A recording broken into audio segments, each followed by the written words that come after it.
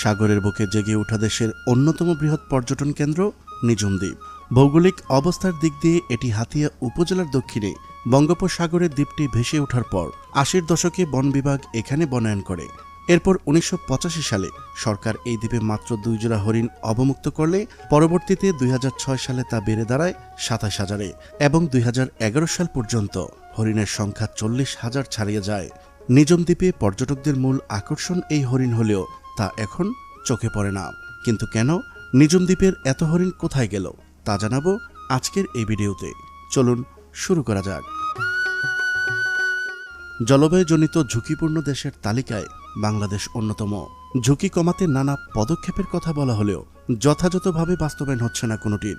প্রতিবছর বর্ষায় জোয়ারের পানিতে প্লাবিত হয়ে ৩ থেকে ৪ ফুট পানির নিচে তলিয়ে যায় নিঝুম দ্বীপ। ফলে নদীগুলোতে লবণ পানির পরিমাণ বেড়ে যায়, আর মিঠা পানির অভাবে বিপন্ন হতে চলেছে বঙ্গোপসাগরের কোলঘেঁষে জেগে ওঠা অপার সৌন্দর্যের লীলাভূমি নিঝুম দ্বীপ জাতীয় উদ্যান ও ম্যানগ্রোভ বনাঞ্চলের চিত্রল হরিণ।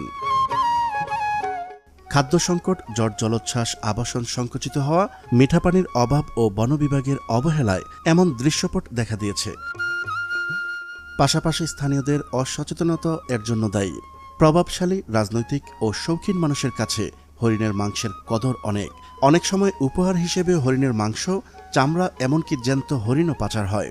আর এই কারণেই নিঝুম দ্বীপে হরিণ নিধন চলে সারা বছর। হরিণ শিকার কিংবা হত্যা নিষিদ্ধ হলেও মাংস বিক্রির জন্য নোয়াখালীর নিঝুম দ্বীপে বেশ কয়েকটি দল আছে।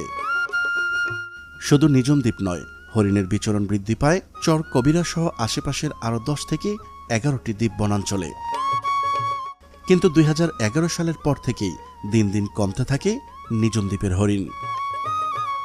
বর্তমানে নিঝুম দ্বীপের হরিণের পরিসংখ্যান বন বিভাগের কাছে না থাকলেও স্থানীয়দের মতে ৪০,০০০ থেকে কমিয়ে এখন ৪ থেকে ৫,০০০-এর মতো হরিণ আছে।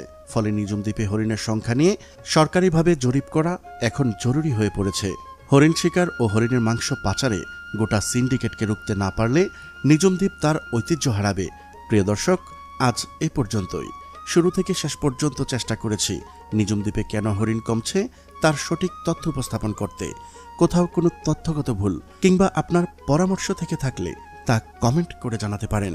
নিশ্চয়ই আবারও দেখা হবে নতুন কোনো বিষয় নিয়ে। ততদিন পর্যন্ত মহান আল্লাহ তাআলা সবাইকে ভালো রাখুক, সুস্থ রাখুক। আল্লাহ হাফেজ।